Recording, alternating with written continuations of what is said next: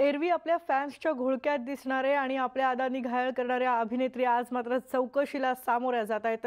दीपिका पदुकोण, सारा अली खान आणि श्रद्धा कपूर या तीनही लोकप्रिय अभिनेत्रींची आता चौकशी सुरू आहे आणि बॉलिवूडमधल्या ड्रग्ज कनेक्शन संदर्भातली चौकशी सुरू आहे। दीपिका पदुकोणची सकाळी साधारणपणे 10 वाजल्यापासून एनसीबीच्या गेस्ट हाऊसमध्ये चौकशी सुरू झाली आहे।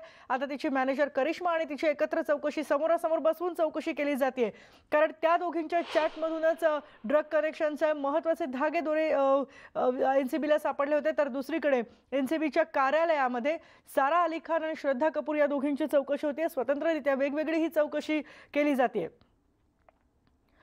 सुशांत सिंह राजपूत आत्महत्या प्रकरणानंतर रिया चक्रवर्ती, शौविक चक्रवर्तीच्या स्टेटमेंट्समधून यांची नावं समोर आले। ही धागेदोरे सगळे हाती लागले होते आणि ड्रग्ज कनेक्शनबद्दल हे महत्त्वाचे खुलासे त्यानंतर झालेले आहेत।